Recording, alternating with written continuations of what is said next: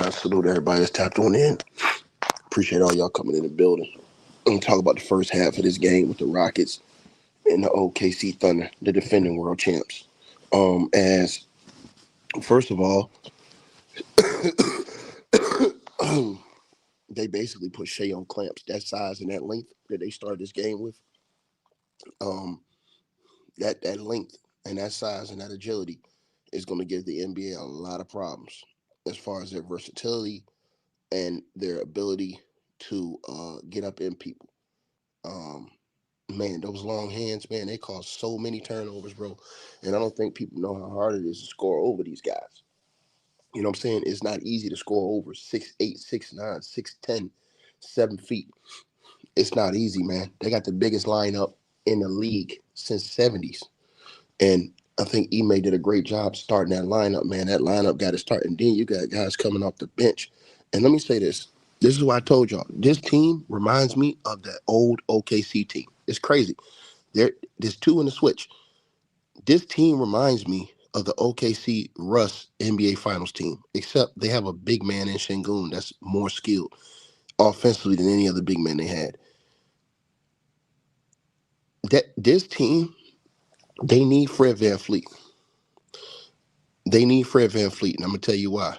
The announcers talked about this, and I told you guys they need a guy that can settle them and get them in their offense and get them going, right, and get the ball where it needs to go. I've seen some hiccups from the Rockets, and to be honest with you guys, the Rockets should be up by like almost 15 or 20 points at the halftime, but because of the point guard play, and Ben Thomas plays hard as hell, bro, on both ends, offense and defense. He reminds me of a young Russell Westbrook. He is a Russell Westbrook reincarnation of Ben Thompson. This guy is hellacious on both ends of the court, and he is relentless, right? He's going for it, right? This is why I was telling all those Houston Rockets guys that this team, they need Fred VanVleet. Fred VanVleet settles everything down and gets the guys the ball. This is the difference of having KD and having the guy y'all had last year that I told all them Houston Rockets fans that was going against me that you needed to switch him out. You couldn't do it no more because now look at what KD does for this entire team. Kevin Durant evens the odds for everybody on this squad. KD evens the odds. KD, what he does is he straightens everything out for this team, right? And so now when you see KD on this team, leading the team in scoring, fits right in perfectly. You understand what I'm saying? To what they need. Anytime the offense break down, get you an automatic bucket. This is a perfect team for KD, not those super teams. And this is the reason why I got on KD so much throughout his career is because he robbed himself by just not sticking to the process, man.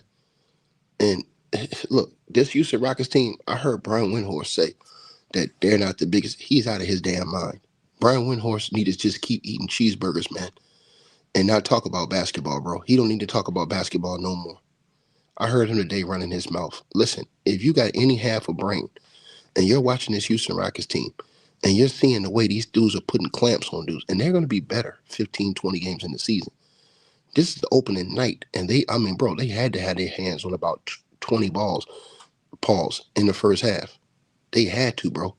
This team is defensive demons, and Ime Udoka, I salute him because a lot of people would run from playing that big lineup. He did exactly what I thought he was going to do. He went and played that big lineup. He went and put right in the starting lineup Steven Adams, and he stayed big coming in with Clint Capella. I love that, what he did. I love that. He sent a message. We're going to be big. We're going to be athletic. We're going to be on your ass. And it's going to be hard to score on this Houston Rockets team at times. Now, listen, again, this is the first game. To me, the Houston Rockets should be about 15 or 20 points. But they had some breakdowns offensively to where if you watch the game in the first half, this is where you need Fred VanVleet. I know everybody just kept going with me back and forth on that. But this is where you need Fred VanVleet. See, you don't lose a lot of those possessions. I counted at least 5 possessions they lost because they didn't have a point guard that can get them where they needed to go in the offense. But I'm going to say this. So Shai got locked up in the first half. That defense was sweltering. The only time he got buckets when he got free. And then he got to the free throw line the other time. Outside of that, Thompson is Russell Westbrook. He's a young Russell. What there is no question about this dude is a demon, and you can just see it in his face. If you look at him in Thompson, he be having the same looks Russell Westbrook had, bro. This dude is hungry. This dude he's a demon out there on the basketball court, bro. And this is the only thing that's going to play against him. They talked about this tonight. He got to learn how to play the position, and this is why I told people they need Fred VanVleet because Rico Suave, aka Fred VanVleet, he know how to run the point. See, now Amin Thomas being thrown into the point. It's not easy for you to be thrown into a position that you're not natural. You understand what I'm saying? So he's gonna have to learn how, because just seen the way he attacks, drives, scores. Bro, this dude remind me of Russell Westbrook, bro. 1,000% Russell Westbrook. 1,000% Russell, Russell Westbrook. Right? This guy is real. He's the real deal on both ends. I'm talking about this nigga locking up defense, offense, pushing it. Man, I'm telling y'all this, bro. That nigga is a young Russell Westbrook. And if anybody tell you otherwise, they'll lie. They'll lie. Point blank, his intensity and his effort, the only thing he got to do is learn how to run an offense. And this is the reason why you need Fred VanVleet. Kevin Durant, and I'm going to say this again. Kevin Durant, man, with this type of team, again, this reminds me the Houston Rockets are that OKC team that went to the finals. They are a microcosm of that team with just an older KD and a young fake ass Russell Westbrook and Amin Thompson, who's an absolute, I'm talking about, demon. And I see it in Amin Thompson. That little Negro, he wanted. Amin Thompson want to be a superstar. And you could just see it in him the way he play. He has no fear. He is in attack mode, and he's gonna lock. He's gonna D you up, right? Then you watch KD, man, bro. This is why I told people when you looked at KD with the Phoenix Suns, you can't stack KD with all these super team where you trying to put three all-star Hall of Famers on the same team. Nah, man, put KD in a situation like this, and this is the type of situations he need to be in. That first Nets team he went to before they traded everybody for James Harden. These are the type of situations KD need to be in. Because if KD would have stuck to this, he'd have already won multiple championships. He'd have never had to go to the Warriors. Straight up. I mean, even if he was stuck to it, OKC continued to put great talent around the team. They would have went on and just it had been everlasting. But this Houston Rockets team, they should run this thing out of the. They should run this thing out of the gym. This Houston Rockets team, man. I think this Houston Rockets team tonight. I thought they already should have been about 15 or 20, man. I know OKC's defense is suffocating. They have great defense on the perimeter too, but Houston Rockets defense is better from what I'm watching, man. And it's not a lot of people that I'm saying his defense is better than OKC.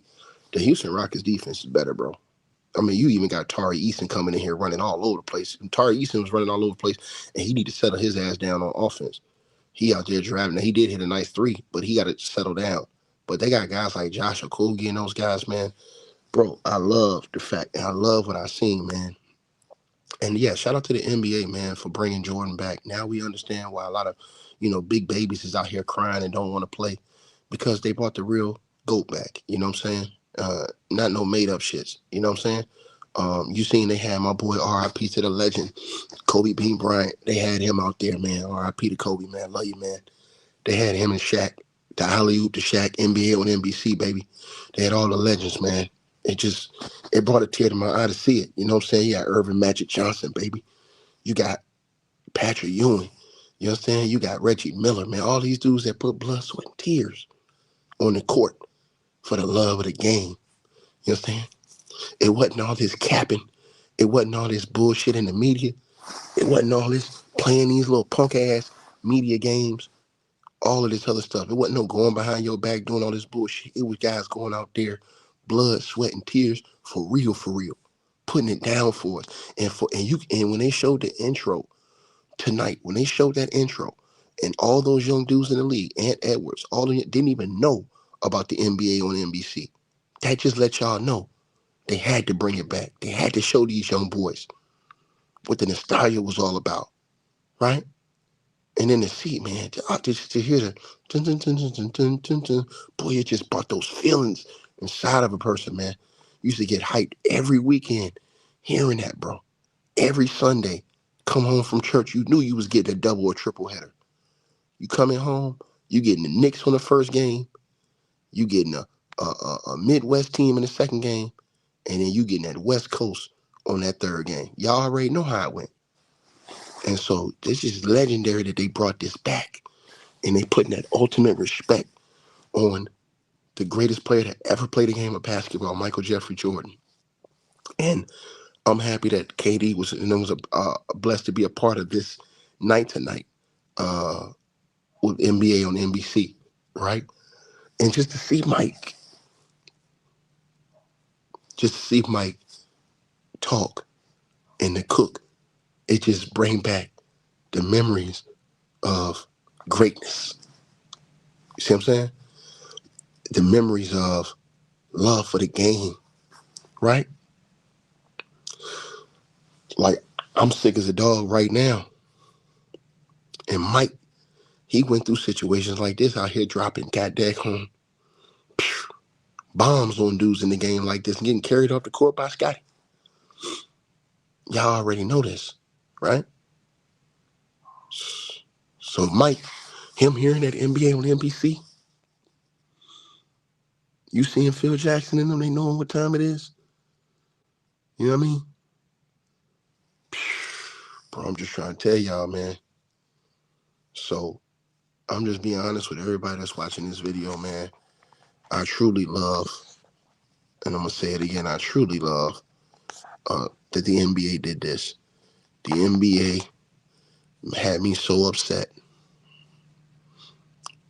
at all the capping shit they was doing. All of this new bull jive they was throwing in the game. And they didn't have to do that. The NBA didn't have to do any of this. All they had to do was do what they did right now. Bring Mike back up and let these little chumps know it's a standard we set. And it's exactly what Mike did coming out into this game. He let them know what the standard was, right? Point blank, period. And like I said, man, I love every bit of it, man. And I'm just going to be honest with y'all, man.